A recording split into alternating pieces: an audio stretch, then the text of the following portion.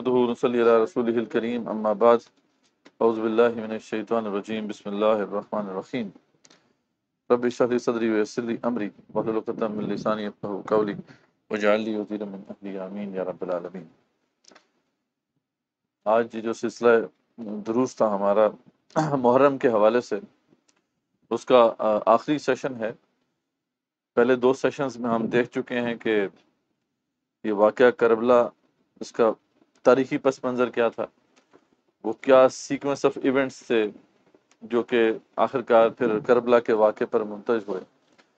اور دوسرے لیکچر میں ہم نے یہ دیکھا تھا کہ علامہ اقبال رحمۃ اللہ علیہ کا اس والے سے کیا موقف تھا، اور یہ بھی ہم نے دیکھا تھا کہ جو حقائق ہیں وہ صحیح احادیث کی روشنی میں اور تاریخی حقیقتوں کی روشنی میں کیا ہے۔ ان روایات کو ہم نے کہ اگر سائڈ پہ رکھا جائے کہ جن کی کوئی سند نہیں ہے، جو کہ بے شمار تاریخی روایات ہیں، ان کو اگر ہٹا کے ہم صرف صحیح احادیث کو اور تاریخی حقائق کو اپنا مرکز بنائیں، اپنے انالیسس کا یا اپنے ڈیڈکشن کا، تو ہمارے سامنے بہت سے حقائق جو ہے بڑے آسانی سے جو ہے واضح ہو جاتے ہیں۔ لیکن اگر ہم ان کو چھوڑ دیں گے حقائق کو اور ان روایات کی طرف چلے جائیں گے تو پھر یہ مسئلہ کبھی بھی حل نہیں ہو سکتا۔ جو اس وقت امت مسلمہ اختلاف کی کیفیت ہے، یہ کیفیت اسی طریقے سے باقی رہے گی۔ آج ہم نے ڈیفینیٹلی جو پہلے سیشنز ہیں اس میں وہ پورا واقعہ آپ کے سامنے آ گیا ہے، اور امام حسین جو حضرت ان کا اصل مقام و مرتبہ آپ کے سامنے آ گیا ہے۔ آج ہم نے امام حسین کے نظریے پہ بات کرنی ہے رضی اللہ عنہ، کہ کوئی وجہ تو تھی نا، وہ کیوں کھڑے ہوئے آخر؟ ٹھیک ہے، کوئی اپنی مرضی سے کھڑے ہوئے تھے، وہ اپنا ان کا خیال تھا کہ کھڑا ہونا چاہیے، یہ ان کا اجتہاد تھا، یا یہ کہ وہ قرآن و سنت کی کوئی واضح انسٹرکشنز تھیں جن کو وہ فلفل کرنے کے لیے کھڑے ہوئے تھے؟ تو ان کا نظریہ کیا تھا، ان کی آئیڈیالوجی کیا تھی، اس کو سمجھنا بہت ضروری ہے۔ اور آج سب سے زیادہ ڈسپیوٹڈ جو ہے نا، اسی کو بنا دیا گیا، ٹھیک ہے۔ اور کیونکہ اس کو ڈسپیوٹڈ بنا دیا گیا، اس لیے امت مسلمہ آج بھی جو ہے نا وہ ایک گم گو کی کیفیت میں ہے کہ پتہ نہیں امام حسین کو فالو کرنا چاہیے یا نہیں کرنا چاہیے۔ اور ہم جان چکے ہیں علامہ اقبال کے تبسط سے کہ اگر ہم نے امام حسین کو فالو نہ کیا رضی اللہ عنہ، تو یہ امت جو ہے اس غلامی سے نکلنے والی نہیں ہے۔ تو اس لیے بہت ضروری ہے آج کا لیکچر سمجھنا کہ آخر یہ نظریہ ہے کیا، قرآن و سنت اس بارے میں کیا کہتے ہیں، ٹھیک ہے نا۔ اچھا، اس میں جو بہت بڑا سوال ہمارے سامنے پیدا ہوتا ہے، کویشچن مارک ہمارے سامنے کھڑا ہو جاتا ہے، وہ یہ: اگر امام حسین حق پر تھے اور وہ یزید کے خلاف کھڑے ہو گئے، تو پھر تو یہ تاریخ اسلام میں یہ تو بار بار ہونا چاہیے تھا نا کہ لوگ کھڑے ہوتے رہیں، امام حسین کو فالو کرتے ہوئے لوگ اپنے حکمرانوں کے محاسبے کے لیے کھڑے ہو جائیں۔ لیکن یہ کیا وجہ ہے کہ ہمیں زیادہ تر ایسے حالات نظر آتے ہیں کہ جس میں ظالم حاکم آ کے بیٹھ گئے ہیں اور امت مسلمہ جو ہے وہ سوئی پڑی ہے، اس کے خلاف کوئی اسٹرگل نہیں کر رہی۔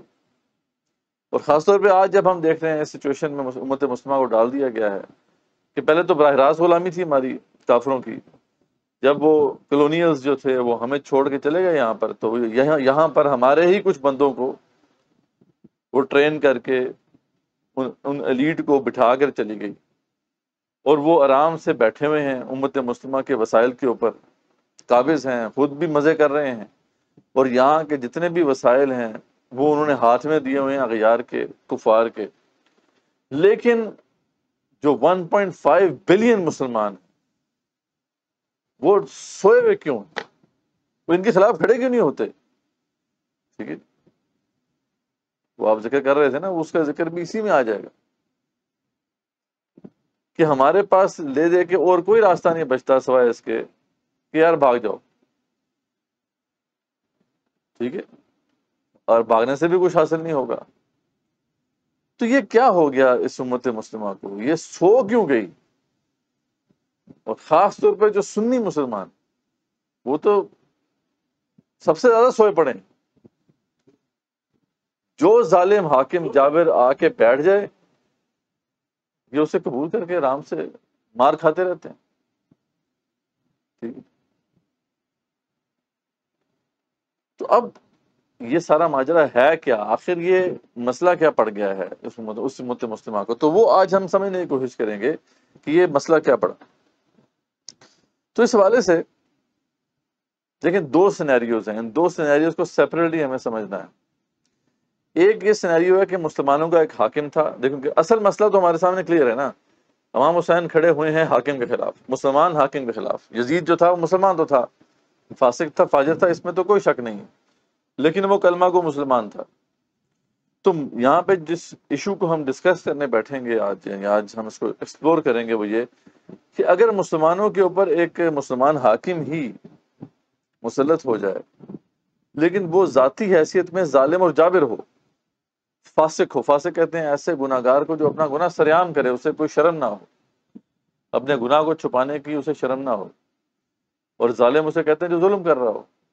تو اگر مسلمانوں کا حاکم ظالم ہو گیا ہے، فاسق ہو گیا ہے، ظالم ہے اور فاسق ہے، ٹھیک ہے، تو رعایا کو کیا کرنا چاہیے؟ مسلم رعایا کے لیے کیا انسٹرکشنز ہیں؟ کیا اسے قبول کر لیں، کیا اسے ایکسیپٹ کر لیں اور اس کے خلاف کوئی اسٹرگل نہ کریں، یا یہ کہ اس کے خلاف پھر کھڑے ہوں، اس کو اتاریں حکومت سے؟ ایک تو یہ سینیریو ہے۔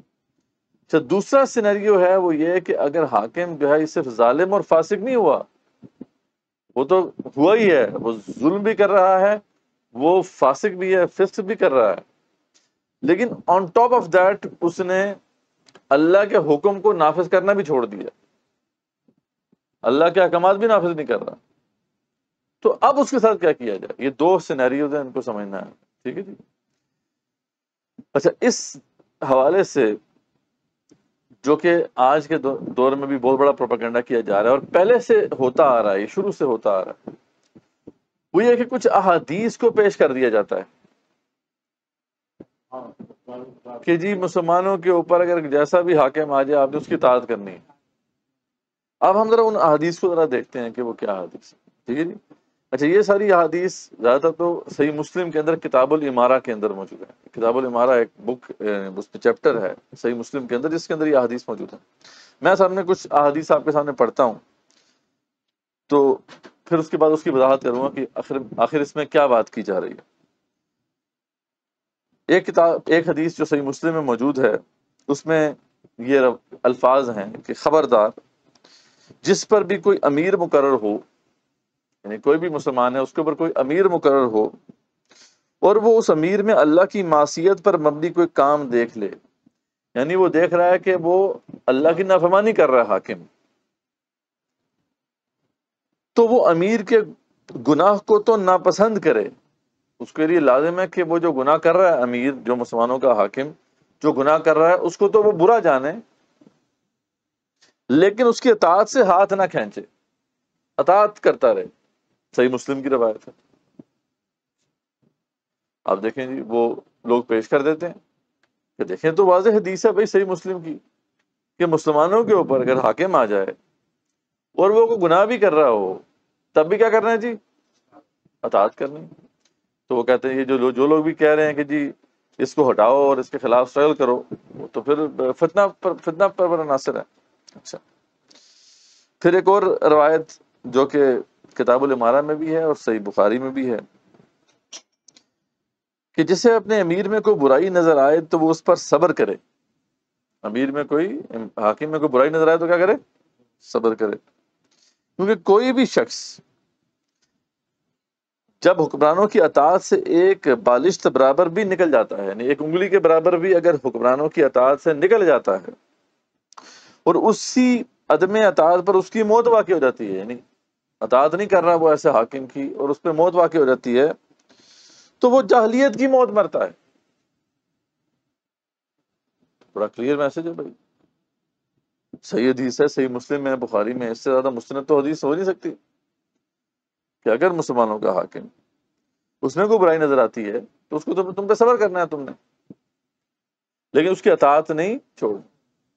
پھر آتا ہے آگے، یہ سنن ابی داؤد کی روایت ہے کہ فتنوں کے زمانے میں اپنی کمانیں توڑ دو، جب فتنہ برپا ہو جائے تو کیا کرو؟ اپنی کمانیں توڑ دو، اور اس کی جو بھی جو ہے کمان ہے وہ ٹکڑے ٹکڑے کر دو، اپنے ہتھیاروں کو ڈسکارڈ کر دو، اور اپنی تلواریں پتھروں پر دے مارو۔ پس اگر تم کسی ایک پر کوئی چڑھائی کرے تو وہ تم پر کسی میں سے کوئی اگر چڑھائی کرتا ہے کسی کے اوپر، تو وہ آدم کے 2 بیٹوں میں سے بہتر کی مانند ہو جائے۔ یعنی حابیل کی سنت اختیار کرے، کہ حابیل نے کیا کیا تھا جب قابیل نے اسے قتل کرنے کی کوشش کی تو انہوں نے لڑائی نہیں کی، انہوں نے کہا کہ ٹھیک ہے تم مجھے مار لو۔ تو یہ بھی پیش کیا جاتا ہے کہ دیکھو یہ تو فتنوں کا زمانہ ہے، اس میں تو تمہیں لڑائی کرنی نہیں ہے، چھوڑ دو سب کچھ، ٹھیک ہے۔ اچھا، اب یہ جو احادیث ہمارے سامنے ہیں اور جس کو بڑے شدت کے ساتھ آج پیش کیا جا رہا ہے، ٹھیک ہے، اگر آپ اس میں نوٹ کریں گے تو یہاں پہ پہلا مسئلہ ڈسکس ہو رہا ہے۔ ابھی یہاں پہ تو ایسے حاکم کا ذکر آیا ہی نہیں ہے جو کفر کر رہا ہے، جو اللہ کے احکامات نافذ نہیں کر رہا۔ اس سے بات ہو رہی ہے ایسے حاکم کی کہ جو اپنی ذاتی حیثیت میں خراب ہو گیا ہے، گناہ کر رہا ہے، ٹھیک ہے، فاسق ہو گیا ہے۔ اچھا، اب اس پہ بظاہر اگر ہم یہ ٹیکسٹ پڑھیں گے تو ہو سکتا ہے ہمارے ذہن میں یہ انڈرسٹینڈنگ آ جائے کہ ٹھیک ہے حاکم کو تو پھر ہم نے قبول کرنا ہے۔ لیکن اس لیے کہا جاتا ہے نا، جیسے قرآن مجید کی آیات ہیں تو اس کو اگر ہم مطلب اپنے پاس سے پڑھنا شروع کر دیں گے تو بہت سی کنفیوژن پیدا ہو جائے گی۔ اس لیے کہا جاتا ہے کہ اس کی تشریح پڑھیں، کہ قرآن مجید کی تشریح کس نے کی ہے؟ رسول اکرم صلی اللہ علیہ وسلم نے کی ہے، یا اس کے بعد صحابہ کرام نے کی ہے رضوان اللہ تعالیٰ علیہ، یا تابعین نے کی ہے، تبع تابعین نے کی ہے۔ تو ان لوگوں نے تشریح کی ہے نا، کہ اس کا مطلب کیا ہے۔ اب ہم تشریح نہ پڑھیں اور قرآن کی آیت پکڑ کے بس اپنے پاس سے اس کا مطلب لینا شروع کر دیں تو پھر ظاہری بات ہے ہم خود گمراہ ہو جائیں گے۔ اچھا، سیم معاملہ احادیث کے ساتھ بھی ہے۔ آج لوگ یہ نہیں سمجھتے، آج میں نے تو حدیث پڑھ لی۔ بھائی جیسے قرآن کی بھی تشریح ہے ویسے حدیث کی بھی تو تشریح ہے، ٹھیک ہے۔ جیسے ہم جانتے ہیں کہ قرآن کی تفسیر میں سب سے بڑا نام کیا ہے؟ ابن کثیر کا نام ہے، امام طبری کا نام ہے، ٹھیک ہے، امام قرطبی کا نام ہے، بڑے بڑے نام ہیں۔ اسی طریقے سے جو احادیث کی کتب ہیں ان کے بھی شارحین ہیں، ان کی بھی تشریحات ہیں، تو وہ تشریح پڑھنی چاہیے۔ اب اس میں صحیح مسلم کو اگر ہم نے صحیح معنوں میں سمجھنا ہے تو اس کے لیے جو شرح لکھی ہے وہ امام نبوی نے لکھی ہے، بہت بڑے امام ہیں، بہت بڑے محدث ہیں۔ جیسے قرآن کی تفسیر میں ابن کثیر کا نام ہے، آپ قرآن کو سمجھنا ہے تو آپ کو آنکھیں بند کر کے لوگ کہیں گے ابن کثیر پکڑ لو، بھائی تفسیر ابن کثیر پکڑ لو۔ پین ہی معاملہ جو ہے صحیح مسلم کا ہے، ظاہر بات ہے صحیح مسلم اور صحیح بخاری جو ہیں یہ اللہ تعالیٰ کی کتاب کے بعد سب سے تو مستند احادیث کے مجموعے ہیں، لیکن اتنی بھی تشریحات ہیں۔ صحیح مسلم کی تشریح جو ہے کہ امام نبوی نے کی ہے، اور صحیح بخاری کی جو تشریح کی ہے وہ امام ابن حجر عسقلانی نے کی ہے، یہ 2 بڑے امام۔ تو یہاں پہ اگر ہم امام نبوی کی تشریح پڑھتے ہیں تو وہ کیا کہتے ہیں؟ وہ کہتے ہیں کہ جمہور اہل سنت یعنی فقہا، محدثین، متکلمین کا موقف یہ ہے کہ غفران فسق اور فجور اور ظلم یا حق تلفی کی بنا پر معزول نہیں ہوتا۔ یہ اس کی تشریح کر رہے ہیں کہ یہ بات تو صحیح ہے کہ اگر حاکم جو ہے وہ فاسق ہے یا فاجر ہے یا ظالم ہے تو وہ مسلمانوں کا امام ہی رہتا ہے، وہ معزول نہیں ہوتا، ٹھیک ہے، اور نہ ہی ان اسباب کی وجہ سے اسے حکمرانی سے اتارا جائے گا، اور نہ ہی اس وجہ سے اس کے خلاف خروج جائز ہوگا، یعنی لڑائی جائز ہوگی، بلکہ اس کو وعظ و نصیحت کرنا، اس کو اللہ کا خوف دلانا ایک شرعی فریضہ ہے، جیسا کہ احادیث میں آیا ہے، ٹھیک ہے جی۔ ان کو سمجھایا جائے گا ایسے حاکم کو، لیکن اس کے خلاف لڑائی نہیں کی جائے گی۔ ساتھ ہی وہ فرماتے ہیں قاضی ایاز رحمۃ اللہ نے کہا کہ ابو بکر بن مجاہد نے اس مسئلے میں اجماع کا دعویٰ کیا ہے، یعنی وہ قاضی ایاز رحمۃ اللہ علیہ ایک بہت بڑے امام ہے جن کا ذکر کر رہے ہیں، کہتے ہیں لیکن اس پہ بھی اجماع نہیں ہے، کنسنسس نہیں ہے، اس پہ بھی امت کے اندر ایک اختلاف واقع ہوا ہے۔ یہ کہنا کہ اگر حکمران جو ہے وہ ظالم ہو گیا ہے، فاسق ہو گیا ہے تو اس کے خلاف کسی صورت بھی لڑائی نہیں کی جائے گی، یہ بات کوئی ایسی بات نہیں ہے جس پہ امت کا کنسنسس ہو، امت کا اس پہ اتفاق ہو، اس پہ اختلاف ہے، ٹھیک ہے۔ تو انہوں نے اجماع کا دعویٰ کیا، اجماع کہتے ہیں کنسنسس ہو گیا جی اس پہ، لیکن ایسی بات نہیں ہے۔ اور ان کے اس دعویٰ اجماع کا رد یوں کیا گیا کہ حضرت حسین، حضرت عبداللہ بن زبیر حضرت عنہما اور اہل مدینہ نے بنو امیہ کے حکمرانوں کے خلاف خروج کیا تھا، یعنی جہاد کیا تھا۔ کیوں؟ کیونکہ امام حسین نہیں ہے۔ اب امام حسین نے تو ایک ایسے ہی حاکم کے خلاف جہاد کیا تھا نا کہ جو ظالم تھا، فاسق تھا، ٹھیک ہے، ابھی اس نے اللہ کے حکم کو توڑا نہیں تھا، یعنی اللہ کی شریعت کو چینج نہیں کیا تھا۔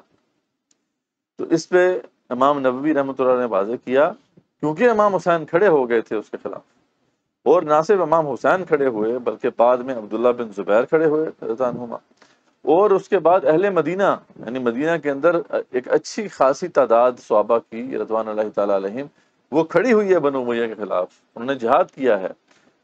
تو جب یہ بات ہمارے سامنے ہے تو اس پہ اجماع تو نہیں کیا جا سکتا کہ بھی ظالم حاکم جب بھی آ جائے تو ہم نے اس کو اطاعت کرنی ہے، ٹھیک ہے۔ اور اسی طرح جو ہے صدر اول میں تابعین کی ایک عظیم جماعت نے اشس کے ساتھ حجاج کے خلاف خروج کیا تھا۔ تابعین میں بھی ہمیں ملتا ہے کہ ایک بڑی تعداد نے جو ہے وہ باقاعدہ جہاد کیا، جبکہ جمہور کی دلیل یہ ہے کہ حجاج کی خلاف اس سلف صالحین کا خروج صرف فسق و فجور کی بنا پر نہ تھا، بلکہ اس وجہ سے تھا کہ انہوں نے شریعت اسلامیہ کو تبدیل کیا تھا۔ بہرحال یہاں پہ ایک تو بات انہوں نے واضح کر دی کہ اگر حاکم ظالم اور فاسق ہے تو اس کے خلاف خروج یا اس کے خلاف جو لڑائی ہے وہ کرنی چاہیے یا نہیں کرنی چاہیے، اس پہ امت کے اندر اختلاف ہے۔ ایک گروہ وہ ہے جو امام حسین اور ان کے جو بھی فالوورز ہیں، جو ان کے نقش قدم میں چلے، ان کو سپورٹ کرتا ہے اور کہتا ہے کہ وہ درست ہیں، اور دوسرا گروہ یہ کہتا ہے کہ نہیں، اگر اس حکمران جو ہیں وہ ظالم ہو گئے ہیں تو ان کو ان کی اطاعت کی جائے گی، ان کو حاکم ہی قبول کیا جائے گا، لیکن یہ ہے کہ ان سے ان کی جو برائی ہے اس سے لا تعلقی اختیار کر دی جائے گی، یعنی ان کی برائی کو یا ان کے فسق کو یا ظلم کو تو ناپسند کیا جائے گا، لیکن اطاعت پھر بھی ان کی جائے گی۔ تو ایک تو یہ تشریح ہمارے سامنے آ گئی، لیکن اس کے ساتھ ایک دوسری تشریح بھی ہے، ٹھیک ہے، جو آگے تفصیل سے آتی ہے، اس میں وہ مزید آگے فرماتے ہیں۔ وہ کہتے ہیں کہ قاضی یاز رحمۃ اللہ نے یہ بھی کہا ہے کہ ایک قول یہ بھی ہے کہ یہ اختلاف شروع میں تھا، جبکہ بعد کے زمانوں میں اپنے حکمرانوں کے خلاف خروج کے عدم جواز پر اجماع ہو گیا۔ کہتے ہیں پہلے یہ اختلاف تھا، بعد میں اس پہ کنسنسس ہو گیا، لیکن یہ ہے کہ اس پہ اختلاف بہرحال موجود ہے۔ اچھا، اب یہاں پہ اس کی بنا پر لوگ کہتے ہیں کہ امام حسین نے تو غلطی کی تھی، وہ تو حدیث کے خلاف گئے تھے، ٹھیک ہے۔ اب یہیں پر جو ہے ابن حجر اسقلانی نے بھی اس کی تشریح کی ہے، اور جو امام نبوی نے انہوں نے بھی یہ تشریح کی ہے۔ وہ کہتے ہیں پھر امام حسین کو یہ بات پتہ نہیں تھی، یہ حدیث کیا ان کے سامنے نہیں تھی کہ اگر حاکم ظالم ہے تب بھی آپ اطاعت کرو؟ تھی ان کے سامنے، تو پھر کیوں کھڑے ہوئے وہ یہ کہتے ہیں کہ اصل میں یہاں پہ جو مسئلہ ڈیفائن ہو رہا ہے وہ یہ کہ مسلمانوں کا جو حاکم تھا وہ اپنے قائم ہونے کے وقت تو نیک تھا، جب اسے مسلمانوں کا حاکم تسلیم کیا گیا تھا یا اس کو اسٹیبلش کیا گیا تھا اس وقت تو وہ نیک تھا، دوران حکمرانی وہ بات فاسق ہو گیا تو اب اس کی اطاعت کرنی ہے۔ جو بندہ پہلے سے ہی فاسق ہے، ابھی اس کی حکومت اسٹیبلش ہی نہیں ہوئی ہے، تو اس کی تو حکومت جو ہے وہ اسٹیبلش نہیں ہونے دینی۔ امام حسین اس لیے کھڑے ہوئے تھے، یہ انہوں نے اس کی تشریح کر دی۔ یہ جو ایک مسئلہ جس میں ڈسپیوٹ پیدا کر دیا گیا ہے وہ ڈسپیوٹڈ مسئلہ نہیں ہے، اس پہ امت کا جو ہے کنسنسس ہے، لیکن بہرحال اس پہ بھی بہرحال اختلاف بعد کے وقتوں میں موجود رہا اور بڑے بڑے اماموں کے درمیان اس میں اختلاف رہا۔ لیکن یہ اب آپ کو سمجھ آ گیا مسئلہ کیا تھا کہ ابھی یزید کو جب اسٹیبلش کیا جا رہا تھا اس کی حکومت کو، تو وہ شروع سے ہی فاسق تھا، شروع سے ہی ظالم تھا، اس لیے امام حسین اس کے خلاف کھڑے ہوئے۔ اگر وہ شروع میں نیک ہوتا اور دوران حکمرانی جو ہے وہ فاسق ہو جاتا تو پھر شاید امام حسین بھی رضی اللہ عنہ جو ہے وہ اس کی اطاعت کر لیتے۔ یہ ایک اس کے پیچھے ایک وزڈم ہے جو کہ یہاں پہ بیان کی گئی۔ اچھا، اس کے بعد جو ہے ہم دیکھتے ہیں کہ اس پہ ائمہ کرام کا مسلک کیا ہے۔ یہ تو میں نے آپ کو بتا دیا کہ اس پہ ایک اختلاف موجود ہے، لیکن احادیث کی یہ تشریح ہے جو کہ صحیح معنوں میں درست مانی جا سکتی ہے، کیونکہ امام حسین کا جو عمل ہے وہ اسے جسٹیفائی ہو جاتا ہے۔ اس لیے ہمارے جو بڑے بڑے امام ہیں، جس میں سب سے بڑا جو نام ہے وہ امام ابو حنیفہ رحمۃ اللہ علیہ۔ اب یہ بڑی انٹرسٹنگ بات ہے کہ اس وقت امت مسلمہ میں ایک بڑی تعداد جو ہے امام ابو حنیفہ کو فالو کرنے والی. ہم سارے یہاں پہ کیا ہیں؟ امام ابو حنیفہ کو فالو کرنے والے ہیں. ہندوستان میں سارے کون ہیں؟ امام ابو حنیفہ کو فالو کرنے والے ہیں. یہ سارے کے سارے ترکی جو ہیں سیم امام ابو حنیفہ کو فالو کرتے ہیں. تو ہمارے تو مسئلہ حل ہو گیا نا. امام ابو حنیفہ کا تو موقع بڑا کلیئر ہے. وہ تو کہتے ہیں ہم حسین کے راستے پہ چلیں گے، سیدھی سیدھی بات ہے. لیکن وہی بات ہے کہ جب یہ والا مسئلہ ہے تو ہم پھر غیر مقلد ہو جائیں گے. ٹھیک ہے جی. اب اور کوئی مسئلہ ہوگا تو مقلد ہیں ہم تو امام ابو حنیفہ کو فالو کریں گے. لیکن اس مسئلے میں ہم نے غیر مقلد ہو جانا. تو امام ابو حنیفہ رحمۃ اللہ کا جو مسلک ہے یہ احکام القرآن ایک بہت بڑا مجموعہ ہے. یہ تفسیر ہے بیسیکلی امام ابو بکر الجساس کی، جو کہ بہت بڑے حنفی اسکالر تھے. وہ ان کا موقف نقل کرتے ہیں. وہ کہتے ہیں کہ ظالم اور فاسق حکمرانوں کو امر بالمعروف و نہی عن المنکر کرنا زبان سے واجب ہے.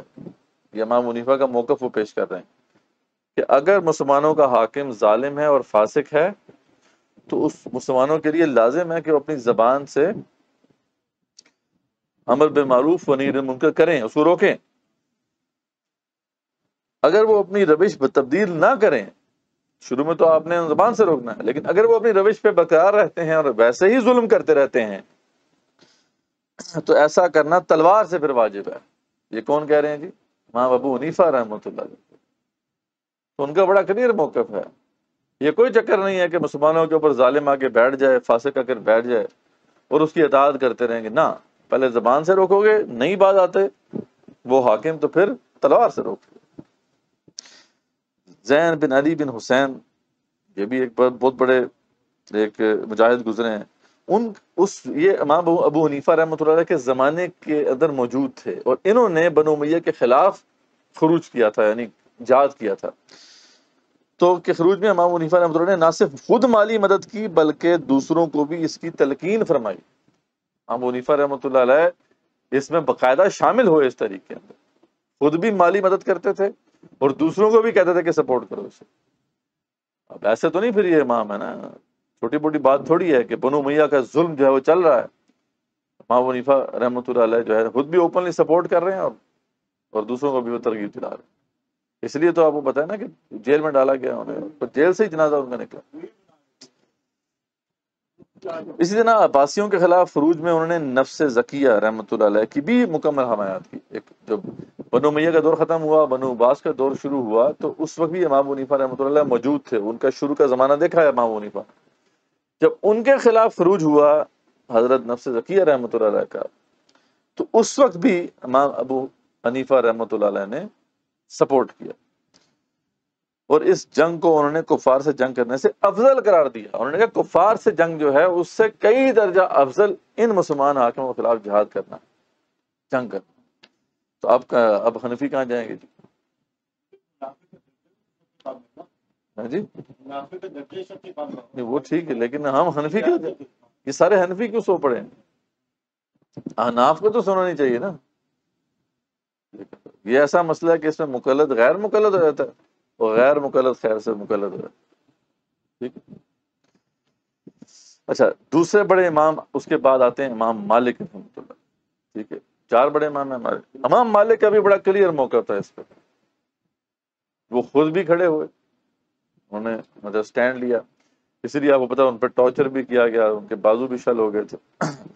تو مالکی علماء کا یہ مسلک ہے کہ جنگ صرف امام عادل کے ساتھ ہی کی جائے گی. یہ حاکم الوقت ہو یا چاہے اس کے خلاف خروج کرنے والا. ٹھیک ہے، یعنی امام جو ہے یا تو وہ ہوگا جو ان کے خلاف لڑائی کر رہا ہے حاکموں کے خلاف، یا وہ ہوگا جو کہ حاکم ہے. اگر حاکم عادل ہے تو ہم اس کو سپورٹ کریں گے، اور اگر حاکم ظالم ہے اور جو کھڑے ہونے والے ہیں وہ عادل ہیں تو ہم ان کو سپورٹ کریں گے. ان کا بھی موقف فری ہے. ہاں، اس کے بعد جو ہے 2 امام شافعی رحمۃ اللہ علیہ اور جو ہے امام احمد بن حنبل رحمۃ اللہ علیہ. ان دونوں کا موقف بہرحال اس والے سے یہی تھا کہ ہم ایسے حاکموں کے خلاف لڑائی نہیں کریں. تو یہ امت کے اندر ڈیوائڈ موجود ہے، لیکن میں نے آپ کو بتا دیا کہ اس کی بھی یہی تعویل اسکالرز نے کی ہے کہ وہ اسی صورت میں ہے کہ مسلمانوں کا جو حاکم تھا جب اس کی حکومت اسٹیبلش ہو رہی تھی اس وقت وہ نیک تھا، بعد میں جا کے اگر فاسق ہو گیا تو چلو ٹھیک ہے، اب اس کو جو ہے اس کی اطاعت کرو، لیکن اگر شروع سے ہی وہ فاسق ہے تو پھر تو اس کی حکومت ایک دن کے لیے بھی قائم نہیں ہوئی، ٹھیک ہے۔ تو امام حسین جو ہے وہ اس لیے اس وقت کھڑے ہو گئے تھے۔ بہرحال اس میں تو بڑی واضح بات آ گئی ہے کہ امام ابو حنیفہ اور امام مالک کے نزدیک تو یہ مسئلہ بعد میں بھی، اگر وہ بندہ بعد میں بھی ظالم اور فاسق ہو گیا، شروع میں نیک تھا لیکن بعد میں، تب بھی جو ہے اس کو نہیں چھوڑا جائے گا، اس کو اکاؤنٹیبل ٹھہرایا جائے گا، اس کو پکڑا جائے گا۔ یہاں پہ ایک بحث ایسی ہے کہ جس کی وجہ سے امت کے اندر ایک ڈیوائیڈ واقع ہوئی ہوئی ہے، اس کو سمجھنا ضروری ہے۔ اب وہ تو مسئلہ تھا ہی واضح کہ خلافت کا جو سلسلہ تھا کہ باپ کے بعد بیٹا نہیں بنے گا، بلکہ جو بھی مسلمانوں کو بہتر لگے گا وہ اس کو بنائیں گے۔ یہاں پہ بیٹے کو زبردستی بنایا جا رہا تھا، تو یہ تو ایک مسئلہ تھا ہی، لیکن یہ ہے کہ اگر وہ عادل ہوتا، وہ ظالم نہ ہوتا، تو پھر تو اسے قبول کیا جا سکتا تھا، لیکن وہ ظالم اور فاسق تھا، اس لیے اسے قبول کرنا ممکن نہیں تھا۔ تو یہ جو ہے اختلاف میں نے آپ کے سامنے واضح کر دیا، اور جو اصل مسئلہ پڑا ہوا ہے اس کو کلیئر کر دیا۔ لیکن مسئلہ آج کا جو ہے، چلو پہلے تو مسلمانوں کے لیے کچھ ایشو تھا کہ جی امت کے اندر ایک ڈسکشن ہے، ڈویژن ہے، کہ جی کچھ لوگ کہہ رہے ہیں کہ ٹھیک ہے، کچھ لوگ کہہ رہے ہیں کہ نہیں ٹھیک۔ لیکن آج جو سچویشن امت مسلمہ کی ہوگی، ٹھیک ہے امت مسلمہ کی تاریخ اگر ہم دیکھتے ہیں تو لوگ نہیں کھڑے ہو پائے، تو چلو سمجھ میں آتی ہے بات۔ لیکن جب مسلمانوں کی آخری خلافت ہی ختم ہو گئی، خلافت عثمانیہ ختم ہو گئی، اور تمام مسلم لینڈز کے اوپر یہ پپٹس بٹھا دیے گئے جو اللہ کے حکم کو نافذ کرنے کے بجائے برٹش اور فرینچ قوانین اور یہ جو سارے قوانین ہیں یہ نافذ کر رہے ہیں، تو اب تو پوری امت کو کھڑا ہو جانا چاہیے تھا۔ یہ مسئلہ دوسرا آ گیا، مسئلہ یہ نہیں ہے اب ظالم اور فاسق والا، یہ تو ہے ہی، یہ تو اوپر بیٹھے ہیں، یہ ظالم بھی ہے، فاسق بھی ہیں، سب کچھ ہے ان کے اندر، لیکن اس سے بڑی بات یہ ہے کہ اللہ کے احکامات کو یہ نافذ نہیں کر رہے۔ تو اس صورت کے اندر تو اب اجماع ہو جانا چاہیے تھا پوری امت کے اندر کہ بھائی ان کو تو نہیں، ہم نہیں چھوڑنا ہم نے، لیکن پھر بھی سنی سن بیٹا، یہ کیا مسئلہ ہے جی؟ اب بھی کوئی ہل جل نہیں ہے۔ تو اس مسئلے کو آج اس لیے بڑا کلیئرٹی کے ساتھ ہمارے سامنے آ جانا چاہیے کہ جہاں تک مسئلہ ظالم اور فاسق حاکم کا ہے تو ٹھیک ہے، اختلاف ہم کہہ سکتے ہیں کہ ہے، لیکن جہاں تک مسئلہ ایک ایسے حاکم کا ہے جو اللہ کی شریعت کو ختم کر دے، تو اس پہ تو پوری امت کا کنسنسس ہے، اس پہ تو پوری امت کا اجماع ہے۔ اس کنڈیشن میں تو یہ کبھی بھی یہ نہیں ہونا چاہیے تھا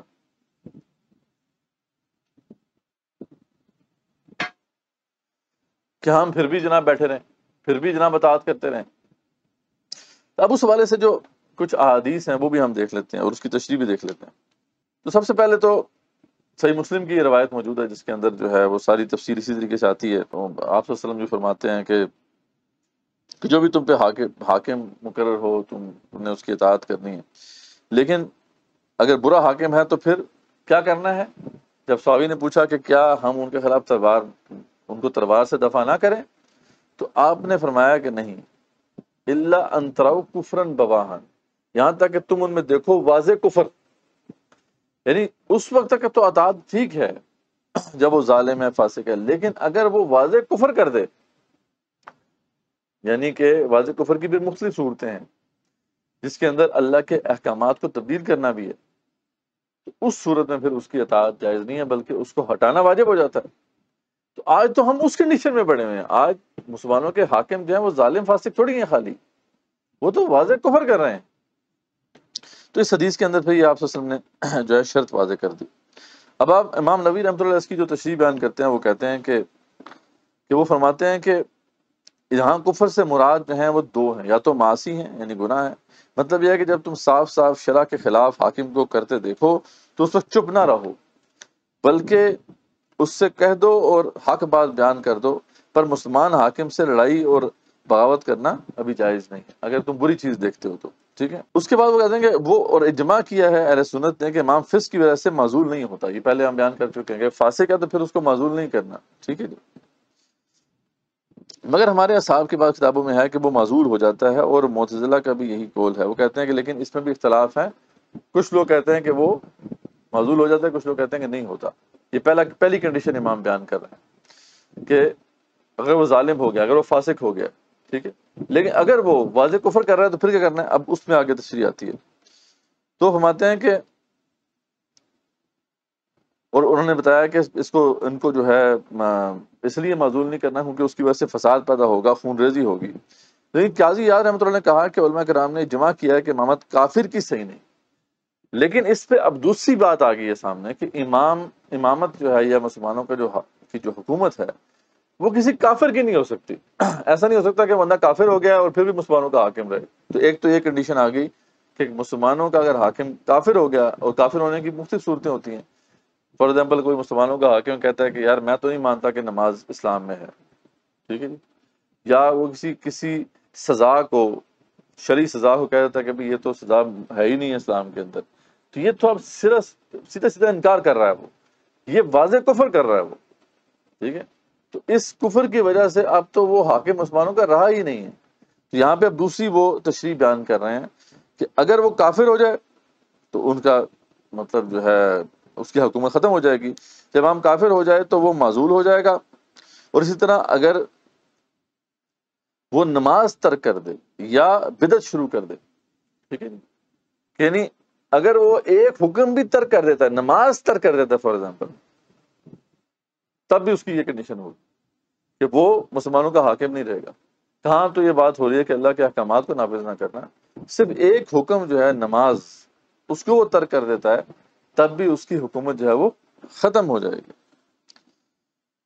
اور دوسری صورت جو ہے وہ کہہ رہے ہیں کہ اگر بدعت نکالتا ہے تب جو ہے کنفیوژن پیدا ہوگی، لیکن اگر اسے نماز بھی ترک کر دی تو وہ ختم ہو جائے گا.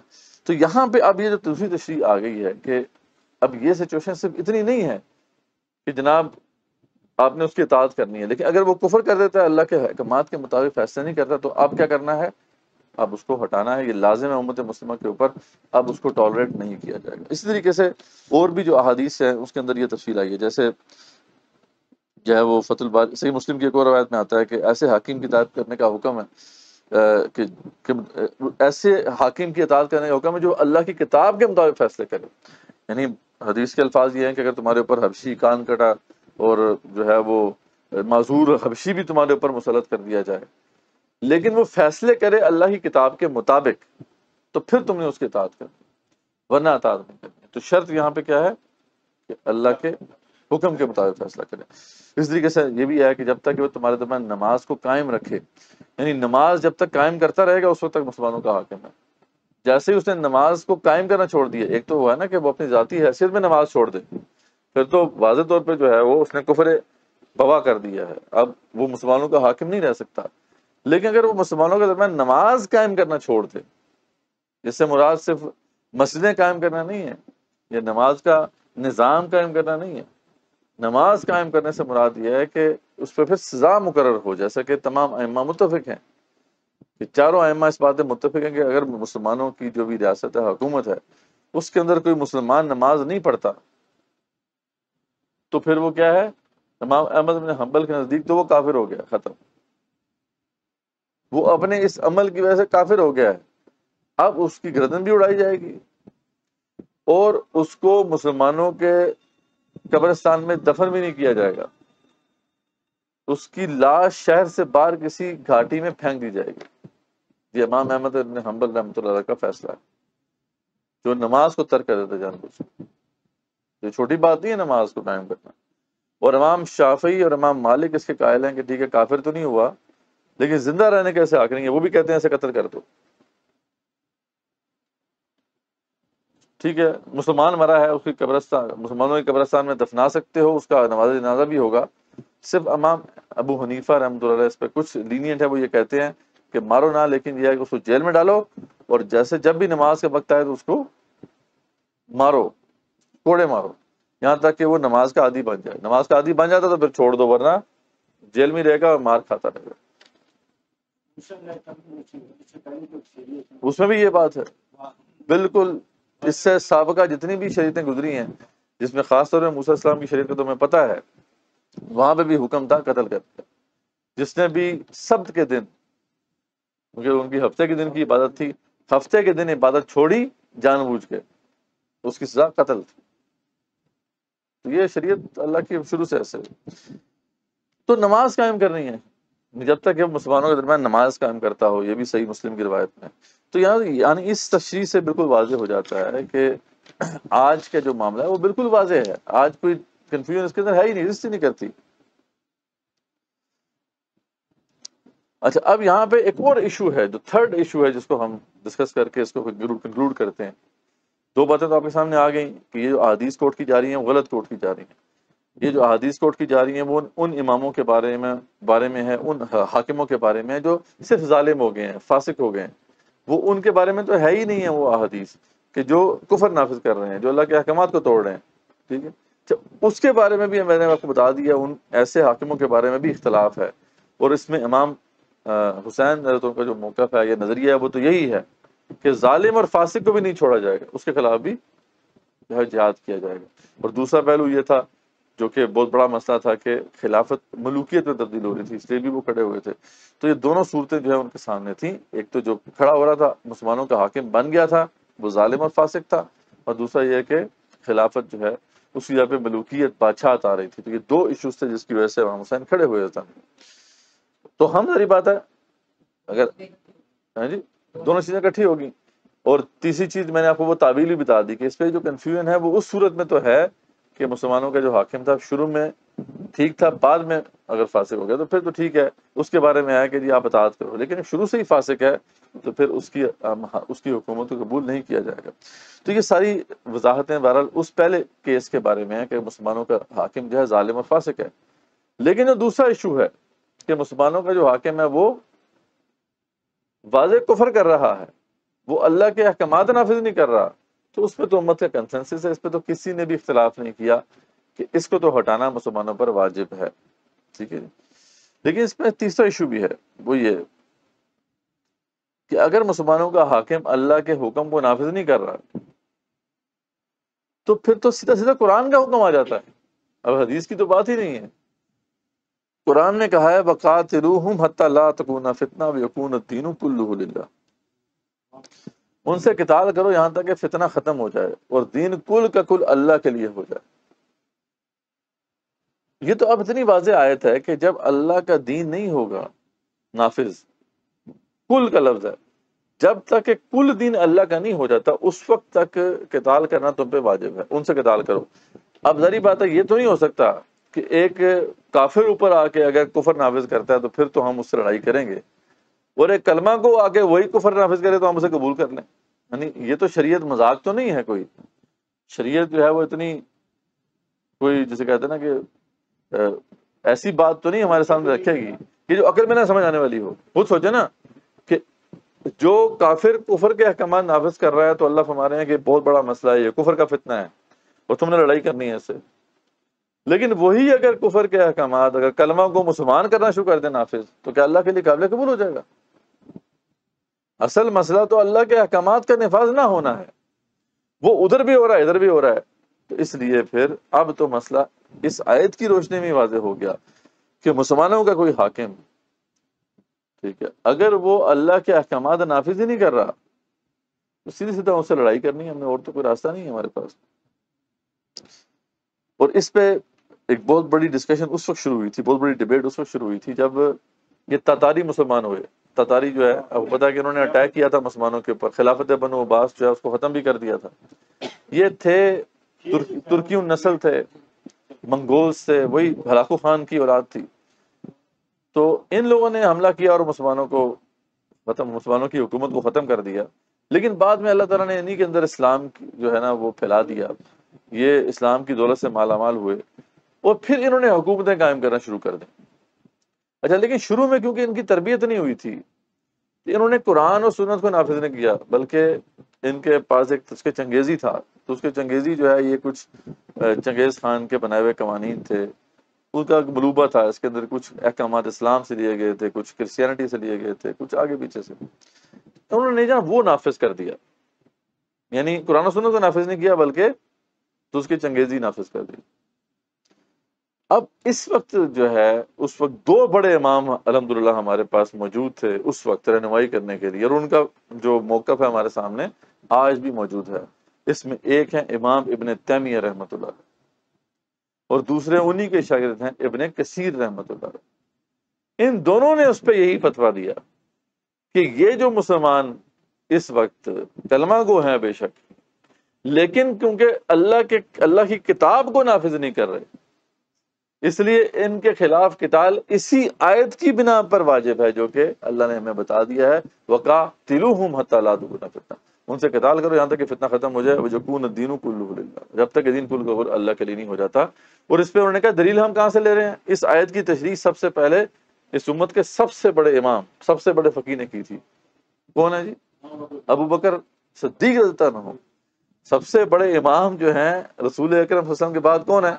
امام ابو بکر صدیق رضی اللہ عنہ۔ جب مانعین زکوٰۃ نے یہ کہا تھا کہ ہم زکوٰۃ نہیں آپ کو دیں گے، اور عمر بن خطاب جیسے بڑے صحابی رضی اللہ عنہ بھی جا کے خلیفہ کو سمجھا رہے تھے کہ دیکھیں بڑے مسائل پیدا ہو گئے ہیں، تو آپ ایسا کریں کہ ان کی نماز تو ہے نا، نماز قبول کر لیں، زکوٰۃ قبول، وہ جو نماز قبول کر لیں، روزہ قبول کر لیں، زکوٰۃ جو ہے وہ یہی کہہ رہے ہیں نا کہ آپ کو نہیں دیں گے، خود تو کہہ رہے ہیں کہ ہم دے دیں گے۔ تو اس پہ انہوں نے کیا کہا تھا کہ خدا کی قسم، بلکہ عمر خطاب کو ڈانٹا کہ عمر تمہیں کیا ہو گیا کہ زمانہ جاہلیت میں تو بڑے سخت ہوا کرتے تھے، آپ نہ پڑ گئے ہو؟ اور پھر غصے میں گئے اور ایک خطبہ ارشاد فرمایا، اور اس میں یہی تھا کہ اما بعد کے بعد انہوں نے کہا کہ اللہ کی قسم، قسم اس ذات کی جس کے ہاتھ میں میری جان ہے، اگر یہ ایک اونٹ کی لگام بھی رسول اکرم صلی اللہ علیہ وسلم کو دیتے تھے اور اب نہیں دیں گے تو میں ان سے قتال کروں گا، چاہے چرند پرند پتھر پہاڑ اور جن میرے خلاف ہی کھڑے کیوں نہ ہو جائیں، اور چاہے مجھے اکیلے ہی کیوں نہ ان کے خلاف لڑیں۔ تو اس پہ ابن تیمیہ رحمۃ اللہ علیہ نے اس کو کوٹ کیا باقاعدہ اور کہا کہ اس کی تشریح تو اتنے بڑے امام نے خود کر دی ہے، قرآن کی آیت بالکل واضح ہے، اس کی تشریح بالکل واضح ہے، تو پھر تم کیوں اس پہ چپ ہو کے بیٹھے ہوئے ہو؟ لڑائی کرو ان سے، ان کا کلمہ جو ہے وہ ان کو ڈھال نہیں دے سکتا، ٹھیک ہے۔ یہی مسئلہ پھر ابن کثیر کے سامنے جب آیا تو انہوں نے بھی یہی اس کی تشریح فرمائی، اور وہ فرماتے ہیں کہ بخیر آگے جو میں نے آپ کو لب لباب تو دے دی ہے، صرف ابن تیمیہ کا جو موقف ہے میں آپ کے سامنے پڑھ کے سنا دیتا ہوں۔ ابن کثیر کا بھی موجود ہے، ابن کثیر کا جو یہ جو موقف ہے، یہ سورہ مائدہ کی آیت نمبر 50 کی تشریح میں آپ جا کے دیکھ سکتے ہیں، جہاں پہ یہ آتا ہے کہ افا حکم الجاہلیہ یبغون، کیا یہ آپ جاہلیت کا حکم چاہتے ہیں؟ تو اس پہ ابن کثیر کیا فرماتے ہیں کہ یہاں اللہ تعالیٰ اس شخص پر نکیر فرما رہا ہے جو اللہ کے محکم فیصلے کو چھوڑ کر کہیں جاتا ہے، جبکہ اللہ کا وہ فیصلہ ہر خیر پر مشتمل ہے اور ہر شر سے مانع ہے، مگر یہ شخص اس کو چھوڑ کر اور چیزوں کی طرف جاتا ہے، خواہ وہ آرا ہوں یا وضع کر لی گئی اشیاء جن انسانوں نے ہی مقرر ٹھہرا لیا ہو، بغیر اس کے کہ وہ اس پر شریعت سے کوئی سند لے کر آئے۔ تو فرماتے ہیں جیسا کہ یہ تاتاریوں کا معاملہ ہے کہ انہوں نے اپنے جو ہے تو اس کے چنگیزی کو نافذ کر لیا تھا، تو اس پہ امام نے پھر یہی حکم نافذ کیا کہ ان کے خلاف قتال واجب ہے۔ اسی طریقے سے امام ابن تیمیہ کا جو موقف ہے وہ مجموعہ فتاوی، ان کی بڑی مشہور کتاب ہے، اس میں موجود ہے۔ وہ فرماتے ہیں کہ ہر وہ گروہ جو اسلام کے ظاہر اور متواتر احکام و شرائع میں سے کسی بھی حکم کو قائم کرنے سے اجتناب کرے گا، یعنی کسی ایک حکم کو بھی اگر حاکم نافذ نہیں کر رہا، 99% احکامات کو نافذ کر رہا ہے، ایک حکم کو بھی نافذ نہیں کرتا، مسلمانوں کا حاکم ہے مسلمانوں کا حاکم، تمام احکامات کو نافذ کر رہا ہے سوائے ایک نافذ نہیں کر رہا، تو کیا کہتے ہیں وہ؟ ایک کو بھی نافذ نہیں کرے گا، چاہے یہ تاتاری ہوں یا غیر تاتاری، ان سے قتال فرض ہے تاکہ اسلام کے قوانین اور شرائع کی پابندی نہ کرنے لگیں، اگرچہ وہ اس کے ساتھ ساتھ شہادت کے اقراری ہی کیوں نہ ہوں، یا حتیٰ کہ بعض دیگر احکامات کے پابند ہی کیوں نہ ہوں، جیسا کہ سید ابوبکر صدیق اور دوسرے اصحاب نے مانعین زکوٰۃ کے خلاف قتال کیا تھا۔ تو مجموعہ فتاوی میں اس بات کو انہوں نے واضح کر دیا۔ تو اب تو مسئلہ بالکل واضح ہے۔ ہاں، اب ہم یہ کہتے ہیں کہ قتال کیونکہ آج کے دور میں فیزیبل نہیں رہا، یعنی آج جو ہے جو ماڈرن اسٹیٹس ہیں وہ بہت اسٹرانگ ہو چکی ہیں، اب کنونشنل وار کا طریقہ ہمارے لیے فیزیبل نہیں ہے۔ پہلے کیا ہوتا تھا، آج سے 70 سال پہلے کی بات ہے، آغاز انسانیت سے لے کر مڈ 20th سینچری تک لڑائی کا ایک ہی راستہ تھا، بھائی میدان میں فوجیں اتارو، جس نے میدان مار دیا وہ جیت گیا، ختم بات۔ لیکن اب سچویشن اس سے ڈفرینٹ ہو گئی ہے۔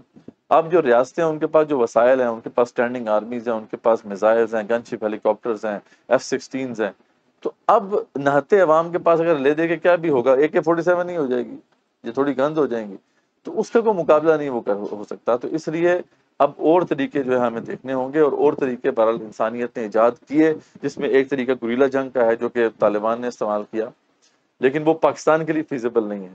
پاکستان، ترکی، مصر، ان جیسے ممالک کے اندر گوریلا جنگ کریں گے تو اس کا پھر نقصان یہ ہوتا ہے کہ انفراسٹرکچر تباہ ہو جاتا ہے، قتل و غارت بہت زیادہ ہوتی ہے، تو اس لیے یہاں پہ تو وہ فیزیبل نہیں ہے۔ ہاں جہاں پہ فورن آکوپیشن ہو، جیسے افغانستان میں، یا پھر صومالیہ کا کیس ہے، یا پھر آپ سیریا کا کیس ہے، وہاں گوریلا جنگ کی جائے گی۔ گوریلا جنگ کا طریقہ جو ہے وہ کنونشنل وار سے ڈیفرنٹ ہوتا ہے۔ لیکن جہاں پاکستان جیسا معاملہ ہے، جیسے ایران ہو گیا، ترکی ہو گیا، مصر ہو گیا، یہاں پر جو طریقہ سب سے زیادہ موزوں ہے اب قتال یا جہاد کا، وہ سول مزاحمت کا راستہ ہے۔ سول مزاحمت کا جو راستہ ہے، پر اس پہ بڑی تفصیل درکار ہے جو کہ ہم انشاءاللہ پھر کبھی پیش کریں گے۔ لیکن جو آج جو لیکچر تھا اسے ہم کنکلوڈ کرتے ہیں یہاں پر، کہ ٹائم بھی ہمارا ہو گیا ہے، کہ دیکھیں اصل میں امام حسین جو تھے ان کا موقف ہمارے سامنے بالکل کھل کے واضح ہو گیا کہ وہ کیوں کھڑے ہوئے۔ وہ ایسے کھڑے نہیں ہوئے تھے کہ اپنے پاس سے ان کو کوئی خیال آیا تھا، بلکہ قرآن و سنت کے اندر اس کے احکامات موجود ہیں، اور وہ اسی لیے اس کی تعمیل میں کھڑے ہوئے تھے کہ مسلمانوں کو کوئی بھی حاکم جو ہے اسے اس طریقے سے قبول نہیں کیا جائے گا۔ اور اس پہ بہت سی احادیث بھی موجود ہیں، جس کے اندر ہم دیکھتے ہیں کہ رسول اکرم صلی اللہ علیہ وسلم نے روایتوں پہ فرمایا کہ تمہارے اوپر اگر ایسے حاکم آ جائے تو ان سے تمہیں لڑائی کرنی ہے۔ جیسے ایک حدیث میں آتا ہے کہ میرے بعد ایسے حکمران آئیں گے جو بغیر علم کے کچھ نہیں کہیں گے اور بغیر جانے کچھ نہیں کریں گے، انہیں ان کی اطاعت کرنی ہوگی، اس طرح تم ایک عرصہ گزار دو گے، پھر تم پر ایسے حکمران مسلط ہوں گے کہ وہ ایسی بات کہیں گے جس کا انہیں علم تک نہ ہوگا۔ یعنی پہلے تو اچھے حاکم ہوں گے، وہ علم کے ساتھ حاکم حکمرانی کر رہے ہوں گے تو تم نے ان کی اطاعت کرنی، لیکن اس کے بعد کچھ ایسے حاکم آئیں گے کہ وہ علم نہیں رکھتے ہوں گے اس کا جو کہ وہ کر رہے ہیں، اور ایسے اعمال کریں گے جن کی انہیں معرفت نہ ہوگی، یعنی ان کے اعمال بھی خراب ہوں گے۔ تو جو ان کی ہمدردی کرے گا اور انہیں قوت پہنچائے گا اور ان کی طاقت کو مضبوط کرے گا تو وہ خود بھی ہلاک ہوگا اور اس نے دوسروں کو بھی ہلاک کر دیا۔ ٹھیک ہے، ایسے اماموں کی تم نے اطاعت نہیں کرنی ہے۔ ٹھیک ہے، تم ان کے درمیان رہو لیکن اپنے اعمال سے انہیں نابود کر دو، اور نیکوکاروں کی نیکی اور بروں کی برائی پر گواہ رہنا۔ تو یہ بھی ایک روایت موجود ہے۔ اس طریقے سے یہ حدیث بھی ہے کہ افضل الجہاد، سب سے بڑا جہاد کیا ہے کہ تم جو ہے کلمہ حق کہو عند سلطان جائر، ایک ظالم حاکم کے خلاف کلمہ حق کہو۔ اس کی انسٹرکشن بھی حدیث میں موجود ہیں۔ تو اس طرح کی بہت سے اور مقامات پہ بھی اس کی تشریح آئی ہے کہ ایک دفعہ آپ صلی اللہ علیہ وسلم نے ایک جگہ پہ فرمایا کہ ظالم کی مدد بھی کرو اور مظلوم کی مدد بھی کرو۔ کہ مظلوم کی مدد تو ٹھیک ہے، سمجھ میں آتی ہے، جب پوچھا گیا کہ ظالم کی مدد کیا ہے تو آپ صلی اللہ علیہ وسلم نے فرمایا کہ ظالم کی مدد یہ ہے کہ تم اس کو اس کے ظلم سے روک دو۔ صرف باقی امر بالمعروف اور نہیں منکر بالجد کی تو انسٹرکشن موجود ہی ہیں، ٹھیک ہے، کہ تم نے ہاتھ سے منکر کو روکنا ہے جب بھی تمہارے اندر استطاعت ہوگی۔ تو اس طرح کی بہت سی ایسی روایات موجود تھیں، آپ سب کی احادیث بھی موجود ہیں، قرآن کی آیت میں بھی یہ بات واضح طور پہ آ گئی ہے کہ ظلم اور فسق کو بھی ایسے قبول نہیں کیا جائے گا۔ اس لیے امام حسین کھڑے ہوئے تھے۔ اور دوسرا مسئلہ میں نے بتایا آپ کو کہ جو خلافت کا مسئلہ تھا، خلافت ملوکیت میں تبدیل ہو رہی تھی، لیکن اب جو لوگ جو ہیں اب ان حکمرانوں کو جو کہ واضح طور پر کفر نافذ کر رہے ہیں، ان کے حق میں یہ احادیث پیش کر رہے ہیں، ان کو کچھ جو ہے خدا و خوف کھانا چاہیے کہ وہ امت مسلمہ کو آج بھی جو ہے اس طریقے سے سلائے ہوئے ہیں، اور امت مسلمہ جو ہے وہ بھی سوئی ہوئی ہے، وہ تحقیق نہیں کر رہی کہ اس وقت جو ہے کس طریقے سے ان کو اس کام سے روکا جا رہا ہے۔ تو ہمارے سامنے یہ سارا الحمدللہ موقف اب کلیئر ہو گیا کہ واضح کفر اگر کسی نے کر دیا، اللہ کے احکامات کو تبدیل کر دیا، تو اب امت کا کنسنسس ہے، اس پہ کبھی بھی کوئی اختلاف نہیں رہا کہ اب مسلمانوں کو کھڑا ہونا ہے اور ان کو تبدیل کرنا ہے۔ وہ الگ بات ہے کہ آج کے دور میں جو بہترین طریقہ تصادم ہے وہ ہمیں دیکھنا ہوگا، وہ اپنانا ہوگا، اور اپنے ان ظالم حاکموں کو ہٹانا ہوگا، ان واضح کفر کرنے والے حاکموں کو ہٹانا ہوگا۔ اگر ہم ان کو نہیں ہٹاتے تو یہ ایسی مسلط رہیں گے، اور جب تک یہ مسلط رہیں گے تو امت مسلمہ اس حالت سے تو نکلنے والی نہیں ہے۔ تو یہ ہے وہ اصل وجہ جس کی وجہ سے آج تک ہم جو ہیں اس طریقے سے غلام ہیں، اور اگر یہ ہم چینج نہیں کرتے تو ہم اسی طریقے سے غلام ہی رہیں گے۔ میں بس آخری ایک شعر پڑھ کے جو ہے اس سارے جو سیریز ہے اس کو ختم کرتا ہوں۔ علامہ اقبال رحمۃ اللہ نے فرمایا تھا کہ یہ جو شبیری ہے نا، اصل میں قوت شبیری، اس کو تمہیں سمجھنا ہے کہ یہ کیا ہے۔ تو ان کا وہ مشہور قطعہ ہے کہ ایک فقر سکھاتا ہے سیاد کو نخچیری، ایک فقر سے کھلتے ہیں سارے جہانگیری، اور ایک فقر میں ہے میری، ایک فقر ہے شبیری، اس فقر میں ہے میری، میراث سے مسلمانی سرمایہ ہے شبیری۔ وہ کہتے ہیں کہ ایک فقر جو ہے وہ تمہیں بادشاہت سکھاتا ہے، اور یہ جو بادشاہت تمہیں کس فقر سے حاصل ہوگی، وہ فقیری جو کہ امام حسین نے تمہیں کر کے دکھائی ہے۔ شبیری کا راستہ تمہیں اپنانا ہوگا، کیونکہ اس شبیری کے راستے میں ہی تمہارے لیے نجات کا راستہ ہے، یہ تمہارے لیے بہترین ورثہ ہے جو وہ چھوڑ کے گئے ہیں۔ اگر تم نے ایک ورثے کو قبول نہیں کیا تو تم کبھی بھی اس مشکل سے نہیں نکل پاؤ گے۔ تو میراث سے مسلمانی سرمایہ شبیری، یعنی امت مسلمہ کے لیے اگر کوئی سرمایہ ہے آج تو وہ شبیری سرمایہ ہے، امام حسین کا راستہ ہے۔ تو اس کو سمجھ لو، اپنا لو، تمہارے لیے نجات ہو جائے گی، ورنہ تو پھر یہ ہے کہ کسی طریقے سے تم غلام رہو گے۔ وآخر دعوانا الحمدللہ رب العالمین۔